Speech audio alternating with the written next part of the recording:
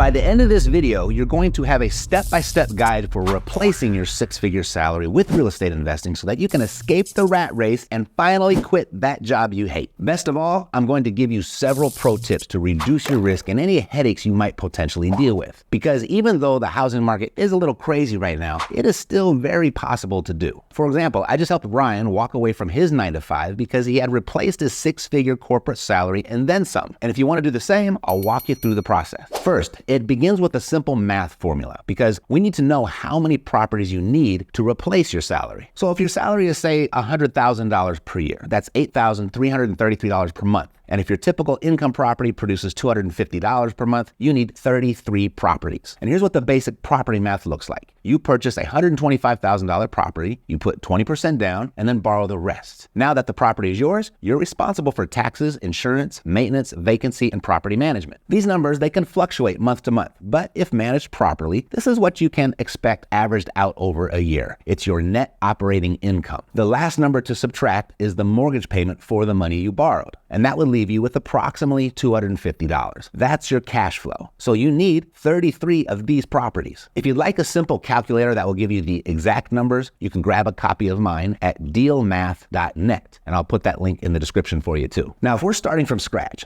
33 properties, that may sound like a lot, but you can reduce that number in one of two ways: by decreasing a property's expenses or increasing its income, or to reduce it even further and faster, do both. As an example, Mercedes and I, we always accept pets in our income properties. The first reason is that many landlords don't, so we have less competition for tenants. The second reason is that we charge pet rent. We get an extra $100 per property. You see, that one tiny difference would reduce what you need to replace your salary down from 33 properties to just 23.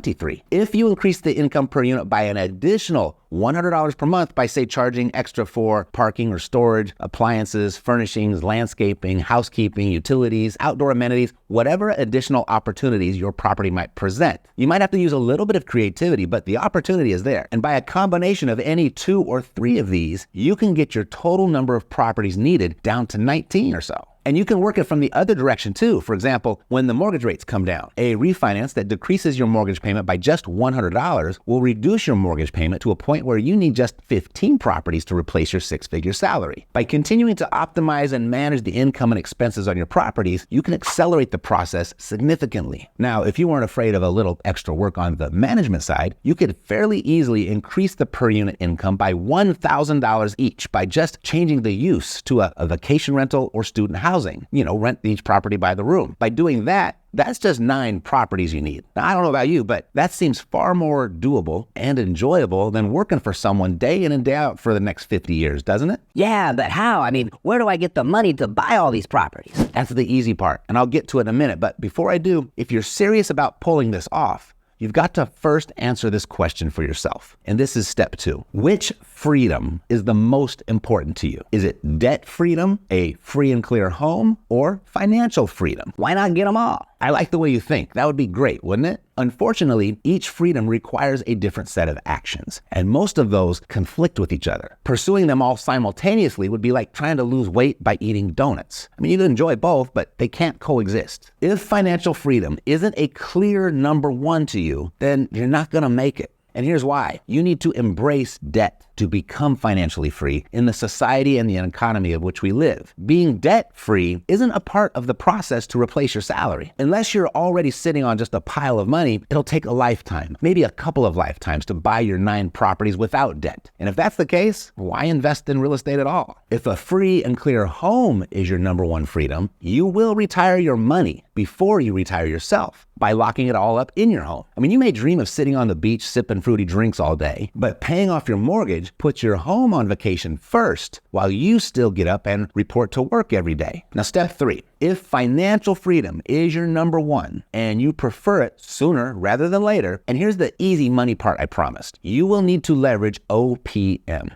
other people's money, debt. And I'll show you exactly why. But first, I don't use debt for vacations, luxury goods, non-essential vehicles, dining and entertainment, or everyday expenses unless I can pay it off at the end of the month. That's bad debt. That's not what we're talking about. I'm talking about good debt, like using it on myself to educate and train myself to earn more. Debt is good when used for your own business, for real estate investments, for value-add property improvements, and your primary residence. Rich people love good debt. And there are two primary reasons. The first reason, good debt increases returns. Imagine you and a friend are going to buy your first investment property. This $100,000 house produces a 10% return on investment. Not too shabby. You both have $100,000 that you've saved up. Your friend decides to pay cash for the property because they like having no debt and receiving their 10% return. You decide to use $25,000 of your $100,000 and borrow the rest to purchase your investment property. From the $10,000 you receive each year, you make the payments on the money you borrowed,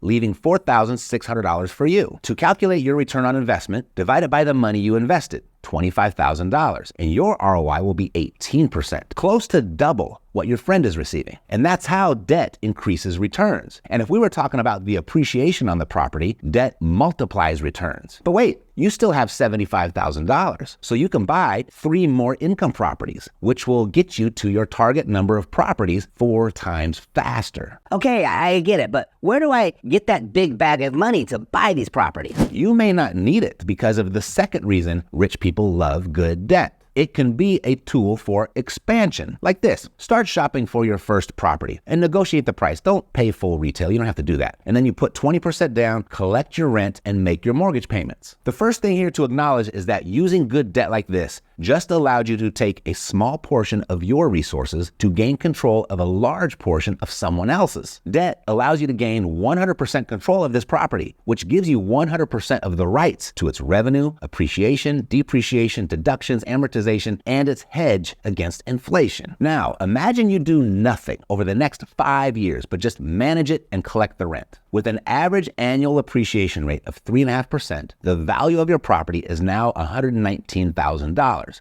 And you've paid down $4,000 of the principal, adjusting your equity position to $63,000. You can now use your equity to repeat the process 3 more times. Do nothing, but wait another 5 years and do it again. Do nothing again, but wait another 5 years and do it again. Using good debt like this, plus just a little patience, allows you to expand. You don't need the money to buy all of these properties. The first one bought them all for you. In 15 years, just 15, you've built a small real estate empire that will support you for the rest of your life. Unlike the traditional 40-year plan, where 95% of the population at the age of 65, by following that plan, they are all still dependent on church, family, or state for support. Now, if you're wondering, with the median home price at an all-time high, where do I find properties like these? Stay with me and I'll show you. But there's this bigger problem to overcome, and that's understanding that avoiding debt is just one part of the big scam we've all been sold. As of this recording, 0 companies, not one, on the S&P 500 are debt-free. To me, that's a clue. If being debt-free is so fiscally responsible, why don't the richest people follow that advice? From day one, we've been told to work hard, avoid debt, and save money, so that at some point, 40 to 50 years from now, we'll have a mountain of money so high that it'll produce a stream of money to carry us happily into retirement.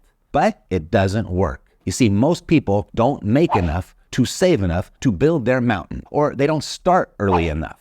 You see, to earn $100,000 produced from a safe 5% dividend, you need to have saved $2 million. That would require 40 years of uninterrupted contributions of 10% of your pre-tax salary. If you started just 10 years later, you're only halfway there at the same age. If you get started any later than that, forget about it. But let's say it does work for you. Let's say you are the exception. You traded 40 years of your life for it. How much time you got left? And what's the quality of that time? I did the math. It's not a good trade. The best years of your life, they're behind you. That's the scam. I then did the math to see if I should just forget the mountain altogether and focus on the stream first. With the most conservative calculations, I just showed you a 15-year plan. With some intention, I saw it more of a 10-year plan. But with a little extra effort, it turned out to be a 4-year plan for me. And it's been a 2-year or less plan for some of my clients like Josh and Corey and Mackenzie, Enrique and Tony. Just to name a few. This one small shift in focus from the mountain to the stream, it's super important because I know what it's like if you don't figure this out, especially when it comes to the anxieties that come with a dead-end job, a salary that won't keep up with inflation, no time for yourself, sleepless nights about whether you'll be able to retire or not.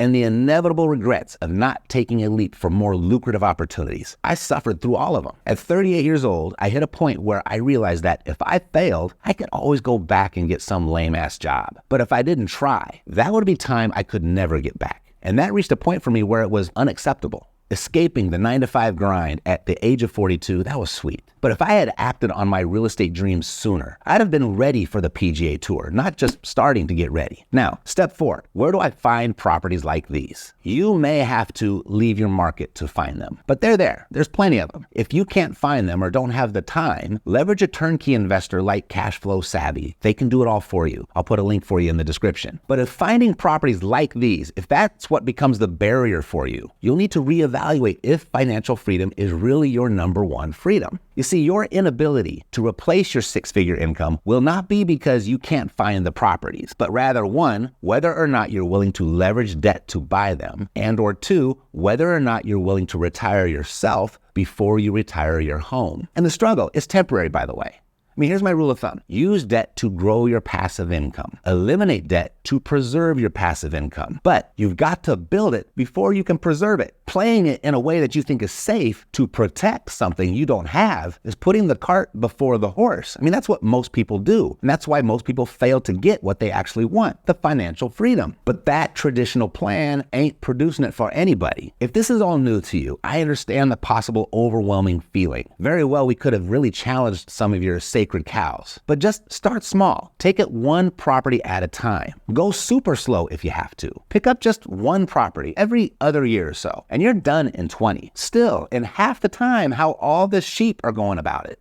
Even if that first $30,000 down payment, if that's just too much for you right now, you can get started for much less. I put this together last month. 10 methods revealed to vaporize new real estate investors' most common obstacle, the down payment. You can grab a copy of it at zerodownkit.com. I'll put that link in the description too. And now that you know how to replace your six-figure salary with real estate investing, there are some key things you'll want to do before you quit your day job. Some things I wish someone had told me. And that's why I pulled out this video here special for you to watch next. Otherwise, I'll see you next time. Thanks for watching. Take care.